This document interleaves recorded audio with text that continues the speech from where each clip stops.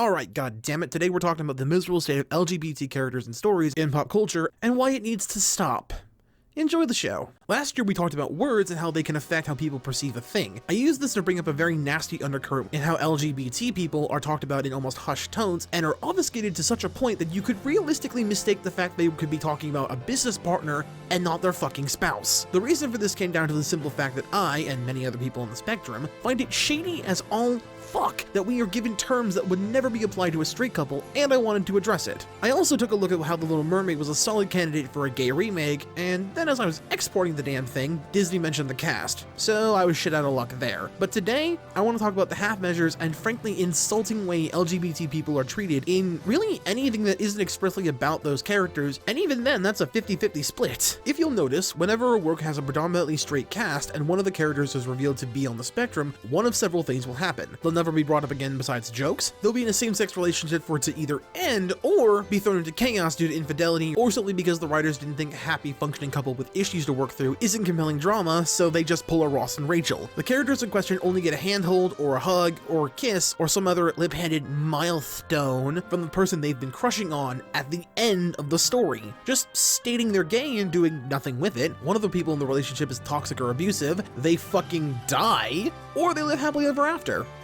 This one's pretty rare. Now, I know that all sounds like I'm blowing things out of proportion, but I can prove that I didn't make any of those up. Each of those has an example from shows I've seen, and I'm gonna list them for you here. Kenny from The War at Home, Jason Lewis and Bernardo Sacarno from Midnight Texas, or even Rent with Maureen and Joanne, Cyrus Goodman from Andy Mack, Bubblegum and Marceline from Adventure Time, Korra and Asami from Legend of Korra, Applejack and Rainbow Dash from Friendship is Magic, and even Will and Vince from Will and Grace, who was half of the titular characters in that show, and they still had to wait till the end to give him a boyfriend that lasted. Soldier 76, Ian Gallagher and Mickey Milkovich from Shameless, Pearl and Rose from Steven Universe, and Catcher and Adora from She-Ra. Don't really want to get all the names right here, so I'm just going to list the shows this happened in. Voltron, The 100, Steven Universe, the aforementioned Rent, and the many more I could not be bothered to list, because there's too fucking many, and that's not okay. And for the last one, the only one I can think of is Modern Family, or even Love, Simon. But even the last one could fit into the waiting till the end thing, but whatever, you get the point. The fact I can list so many examples of this shit is downright deplorable because most of this shit is bad. It's bad storytelling, it's terrible representation, and overall, most of this shit is just a bad thing to tell people to expect from us. Let's start with the easy one first so we can get that out of the way. You don't have to kill off characters to make a story interesting, or even to keep from your bottom line being affected. LGBT characters should just exist and not fucking die to give the main character something to fight for.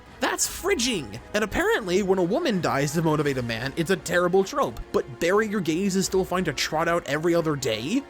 Fuck you! If you didn't want us in your story, why the fuck did you put us in it? A relationship is what drives a lot of people and a lot of characters, so ending that, seeing them die, isn't gonna make someone stronger or have a growth of character. They're gonna be a fucking mess and want to die themselves because, spoilers, that's what happens when you lose someone you care about. Where this idea of like, oh they're dead, now I feel much more empowered, came from I will never fucking know, but stop it. That's not how human beings work. We're not Batman. And even Batman shouldn't be Batman, for fuck's sake. Anyway, next, why are LGBT people used as a joke? Now, a funny character who's the butt of a joke and who happens to be gay, like Kenny from The War at Home like I mentioned earlier, is understandable because him being an idiot is the joke. But characters like Jack McFarlane who exist to show how gay they are at every turn and how effeminate they are as part of the joke is fucking gross. The only reason Jack gets a pass is because while he does do that, he also has several arcs over the course of the show and grows as a person. He's just the first example that sprang to mind. Third, and a personal hatred of mine, the breaking up due to infidelity or simply just because of shit that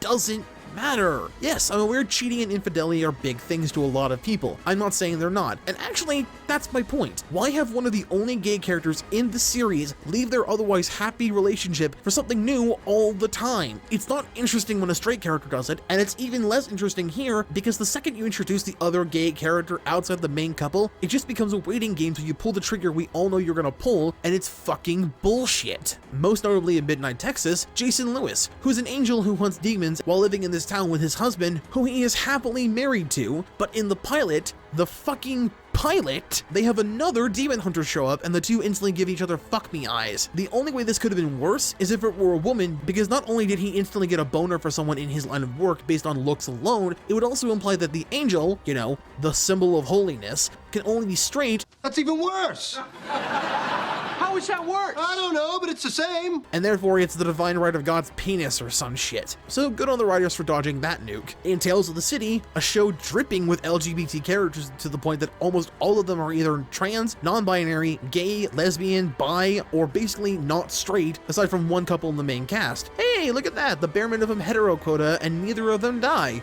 God, what a strange world we live in where the minority in the room is treated like a fucking human being and is shown to have real problems and still not die. It's a novel concept, isn't it? Had one of its only pre-established relationships break up and then never really get back together over the fact that one of the men in it, Michael, is now in touch with his ex and is only alone with him because Ben, his boyfriend, doesn't want to be around him even though the guy just needs help moving some shit and invited both of them to a party. Yes, I know people, especially people my age, can be petty, but for fuck's sake, you couldn't have just left it alone, could you? As far as I'm aware, the two never got back together in the miniseries, and I sure as fuck hope they do, because they were so cute and good and actually compelling that I watched mainly for these two, which is saying a lot because this show has really good stories. You should watch it, it's on Netflix, just binge it, it's like 10 episodes, it's great. One thing I want to get in here before my next point is something I see a lot of creators do, where they'll reveal a character is gay on Twitter or in a tie-in comic and then do fuck all with it. An infamous example came from J.K. Rowling killing Dumbledore and then outing him on Twitter when he was already and we can no longer explore his sexuality any further.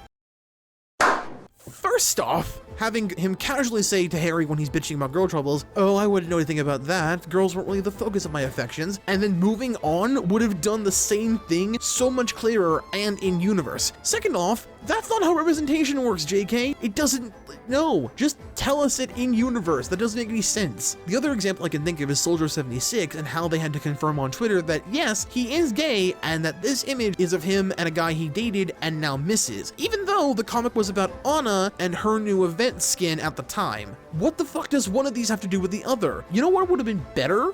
Giving him a tie-in comic that's all about the relationship and why it fucking ended in the first place. I mean, kudos to Blizzard for making the gruff old army white guy gay because he bucks all the stereotypes, and throwing a curveball at the fans because, you know, Lucio's just sitting there gay as all fuck, but still a comic or a short talking about it would have been exponentially better than a single image in a single page comic for a one-off event for a character that no one really likes as much as Soldier. I'm not a big Soldier 76 person myself, but a comic telling us that yes, he is gay and how his relationship with this guy ended is a fuck ton more interesting than Anna's wolf cheetah skin, whatever the fuck that was. Hell, giving him and Tracer Pride skins during the summer event, since that's when Pride happens, would have done the same thing and would have made so many people cheer for the actual blatant, in-your-face representation that it is, rather than this half-assed attempt to be diverse. Hell, Tracer even has voice lines talking about Emily, so I don't even get what you're trying to hide here.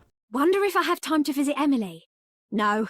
Better stay focused. Do it. Just do it, Blizzard. Just give them Pride skins. It's all you gotta do. Another thing I hate about storytelling regarding LGBT characters, or really romance in general, is that you wait until the end of the story to put them together, which is not how a love story works. This is a common trope used all the time in movies and games and TV, where you wait until the last episode or the end of the story to have the characters of any gender or sexual orientation be paired up because the drama of getting together is what spikes ratings. The will they won't they, as it's called, has been around since romance was invented, but gained traction when in the mid-90s a sitcom called Friends, a show about 6 20-somethings fucking around New York, came along and two characters, Ross and Rachel, were constantly breaking up and getting together again because Ross is too fucking stupid to shut his mouth for 5 seconds, or Rachel was too stubborn to admit that she had done anything wrong. The trope exists to bait fans. Cyrus from Andy Mack is a more recent example of the trope because he came out in the first season, had a crush on a guy who liked him back, and the only payoff we get is a handhold outside, alone, at a party in the finale. No kiss,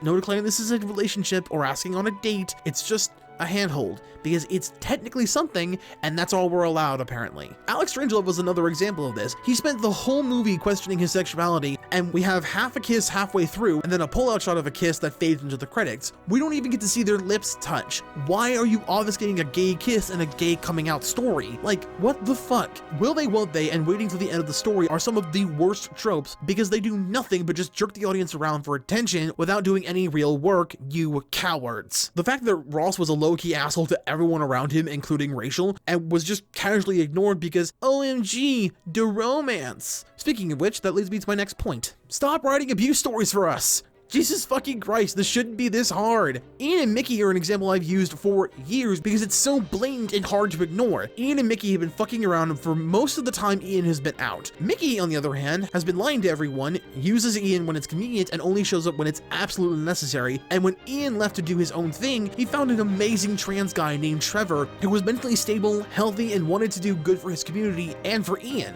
And then they ruined it. Mickey comes back into the picture and he fucks Ian, and Ian tells Trevor, causing him to dump him, where they proceed to do the will they won't they thing until Ian gets put in prison with Mickey. In the same cell. And people fucking cheered because OMG, the history they share. No. Hell no. Fuck that shit. If Ian's actor wanted to leave the series, which is why they did this, then have him and the actual good person for him go to another state or even Canada to start an orphanage for homeless gays there like they wanted to. I get that this is shameless and nobody can be happy, but you put an abuse victim with his abuser and we're supposed to cheer for this as a good ending? No. Fuck no. That's the worst ending possible. Ian wasn't a fantastic character, but he sure as fuck deserved better than this. Catra and Adora from She-Ra are much the same. Catra spent the better part of 4 entire seasons being abusive, nasty, mean, and overall a tyrant to Adora and all of her friends, and even her own friends in the Horde, and then in season 5 she gets to be a good guy with #relatable problems, you guys. And then they did it again, where they waited to pair her and Adora up until the finale. The problem is that, unlike Korra and Asami, who were just stapled together because bisexual avatar was a novel concept, they were at least good friends with a solid rapport, and had been friends for 7 years by the time the series had ended with no real major incident to speak of. Catra tried to destroy the fabric of the universe, caused the Queen of Bright Moon to die in the event Horizon so the world could be saved, and was responsible for Horde Pride coming to try to kill them all. And those are just the big scale things. How about the fact that she kidnapped and tortured Glimmer, kidnapped Entrapta, led an armada to the castle of Bright Moon, and overall was an unbelievable cunt right from the word go when Adora left the Horde? Just how? How could anyone look at that list of shit she's done and go, yeah, totally, that's a stable, healthy starting place to start a relationship with someone? I don't care that they've been friends since childhood. I don't care that she's basically acted like a clingy girlfriend since the first minutes of the pilot. I don't care that it was so meta the show was practically winking at you. I don't care. This is gross and wrong and vile, and we deserve better. We deserve Monica and Chandler. We deserve Will and Vince. We deserve Flynn and Rapunzel. We deserve Tracer and Emily. We deserve happy, healthy, stable relationships that aren't toxic or mean or vile or are just presented and then expect heaps of praise for giving the answer and never showing your work. This shit isn't okay, and it won't be tolerated anymore. No more deaths, no more abuse, no more half measures. You either give us the same rights and representation that street people get, or you don't bother with it. Don't pretend to have standards and care about representation and want to tell a story to then pull the rug out from under us. Stop stopping halfway. My name is Chris, and you can pick one or the other, but it's not fair to be stuck in the middle like this.